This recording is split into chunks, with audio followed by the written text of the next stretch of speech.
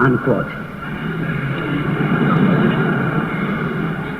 An earlier story of October 31st, 1963, stated that, quote, a report submitted by a committee headed by Sir Burke Trent, Secretary of the Cabinet, calls for reshaping Britain's civil science setup and for giving increased powers to the Minister of Science, unquote.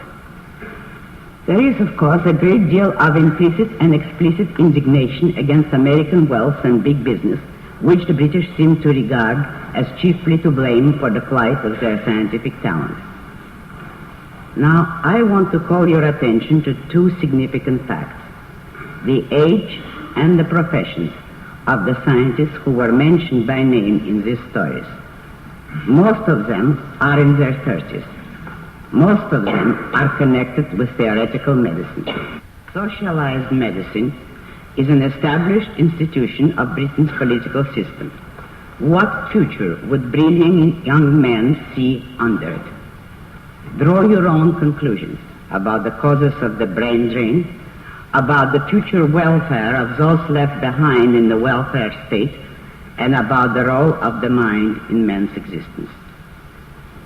The next time you hear or read reports about the success of socialized medicine in Great Britain and in the other welfare states of Europe, the reports brought by the superficial, concrete-bound mentalities who cannot see beyond the range of the moment and who declare that they observe no change in the conscientious efficiency of the family doctors, remember that the source of the family doctor's efficiency, knowledge, and power lies in the laboratories of theoretical medicine, and that source is drying up.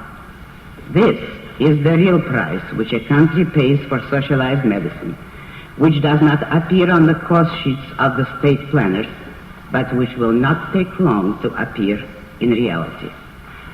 At present, we lag behind Great Britain on the road to the collectivist abyss, but not very far behind. In recent years, our newspapers have been mentioning alarming reports on the state of the enrollment in our medical schools.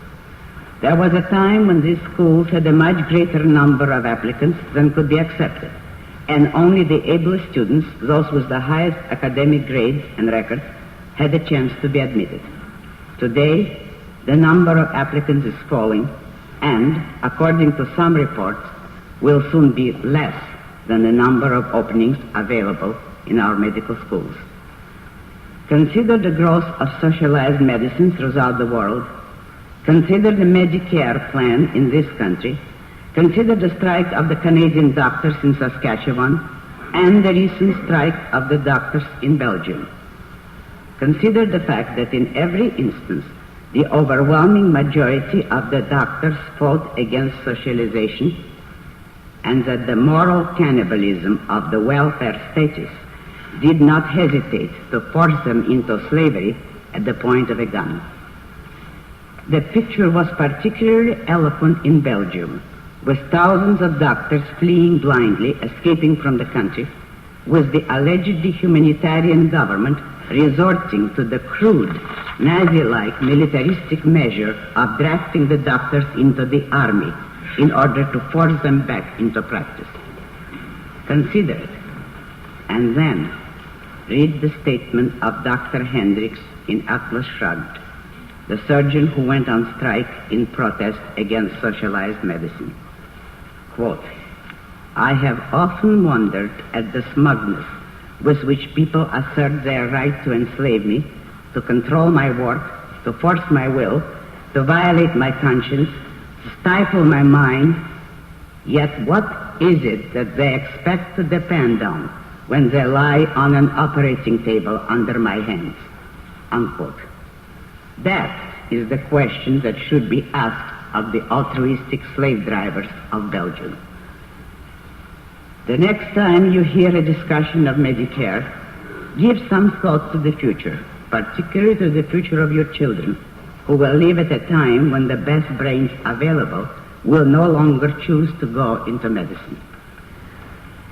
Ragnar Daneskjöld, the pirate in Atlas Shrugged, said that he was fighting against, quote, The idea that need is a sacred idol requiring human sacrifices, that the need of some men is the knife of a guillotine hanging over others, and that the extent of our ability is the extent of our danger, so that success will bring our heads down on the block, while failure will give us the right to pull the cord, unquote.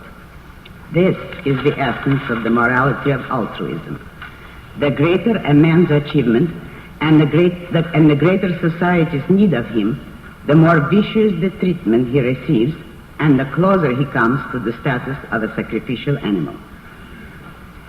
Businessmen who provide us with the means of livelihood, with jobs, with labor-saving devices, with modern comfort, with an ever-rising standard of living, are the men most immediately and urgently needed by society. They have been the first victims, the hated, smeared, denounced, exploited scapegoats of the mystic, altruist, collectivist axis. Doctors come next. It is precisely because their services are so crucially important and so desperately needed that the doctors are now the targets of the altruist attack on a worldwide scale. As to the present condition of businessmen, let me mention the following. After completing Atlas Shrugged, I submitted it in galley proof to a railroad expert for a technical checkup. The first question he asked me after he had read it was, "Do you realize that all the laws and directives you invented are on our statute books already?" "Yes," I answered, "I realize it." And that is what I want my readers to realize. In my novel, I presented these issues in terms of abstractions which express the essence of government controls and of statist legislation at any time and in any country. But the principles of every edict and every directive presented in Atlas Shrugged, such as the Equalization of Opportunity Bill or Directive 10-89, can be found, and in cruder forms, in our antitrust laws. In that miserable accumulation of non-objective, undefinable, unjudicable statutes, you will find every variant of penalizing ability for being ability, of penalizing success for being success, of sacrificing productive genius to the demands of envious mediocrity. You will find such rulings as the forced breakup of large companies or the divorcement of companies from their subsidiaries, which is my Equalization of Opportunity Bill, the forcing of established concerns to share with any newcomer the facilities it had taken them years to create, the compulsory licensing or the outright confiscation of patents, and, on top of this last, the order that the victims teach their own competitors how to use these patents. The only thing that stands between us and the level of social disintegration presented in Atlas Shrugged is the fact that the statists do not dare as yet to enforce the antitrust laws to the full extent of their power. But the power is there, and you can observe the accelerating process of its widening application year by year. Now you might think, however, that the railroad unification plan and the steel unification plan, which I used toward the end of Atlas Shrugged, have no counterpart in real life. I thought so too. I invented them as a development dictated by the logic of events to illustrate the last stages of a society's collapse. These two plans were typical collectivist devices for helping the weakest members of an industry at the expense of the strongest by means of forcing them to pool their resources. I thought these plans were a bit ahead of our time. I was wrong. I quote from a news story of March 17, 1964. Quote, "The 3 television networks have been asked by the federal government to consider a tentative plan under which each would turn over a share of its programs to existing or new TV stations that might operate from a competitive disadvantage. A companion suggestion, also put forth for discussion by the Federal Communications Commission, would compel some stations now affiliated with one network to to accept affiliation with an alternative chain. The proposals, which in effect call upon the heads of the television industry to help the have-nots, drew strenuous objections over the weekend from the Columbia Broadcasting System. The thinking behind the FCC proposals is to help sustain existing ultra-high frequency stations and encourage the start of additional such outlets by guaranteeing them program resources that would win audiences. Most advertisers normally prefer the more powerful, very high frequency stations.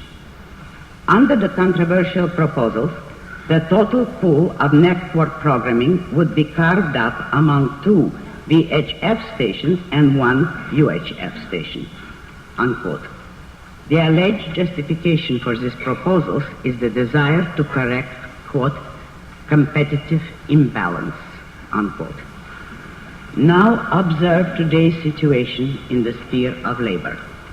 In Atlas Shrugged, I showed that at a time of desperate shortages of transportation, due to shortages of motive power, track, and fuel, the railroads of the country were ordered to run shorter trains at lower speeds.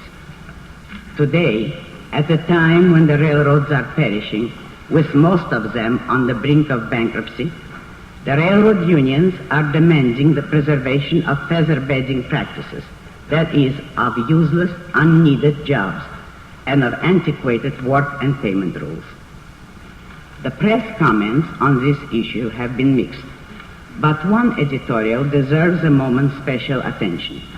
It is from the Star Herald of Camden, New Jersey, of August 16, 1963, and it was sent to me by a fan. Quote, "The money makers, the powerful business leaders of America, have failed to realize that prosperity can be inhuman. They have failed to understand that people take precedence over profits. Ambition and the drive for profit is a good thing. It spurs men to higher achievements. But it must be tempered by concern for society and its members. It must be slowed down in the light of human needs. These are the thoughts that trouble us when we ponder the railroad stalemate. Crying featherbed like a war whoop, the managers of the railroads have insisted on eliminating tens of thousands of jobs. Jobs that are the mainstays of homes. Jobs that mean the difference between a man's feeling dignified or futile. Before you vote yes for such painful progress, imagine your husband or brother or father as one of those destined to be sacrificed on the altar of progress. Far better, in our view, to have the government nationalize the railroads and prevent another human disaster on their one-way track of making profit at human expense, unquote, at the expense of those whose jobs are not needed, incidentally. This editorial had no byline, but my anonymous admirer had written on it in pencil block letters, "By Eugene Lawson, 3 question marks. That sort of humanitarian attitude is not directed against profits, but against achievement. It is not directed against the rich, but against the competent. Do you think that the only victims of the mystic, altruist, collectivist axis are a few exceptional men at the top of the social pyramid, a few men of financial and intellectual genius? Here is an old clipping from my horror file, a news story dating years back. Quote, "Britain is currently stirred by the story of a young coal miner who has quit his job to prevent 2,000 miners from striking at Doncaster. Alan Bulmer, 31, got in trouble with his fellow workers when he finished a week's assignment 3 hours ahead of time. Instead of sitting down for 3 hours, he started on a new stint of work. More than 2,000 miners held a meeting last Sunday to object to his working too hard.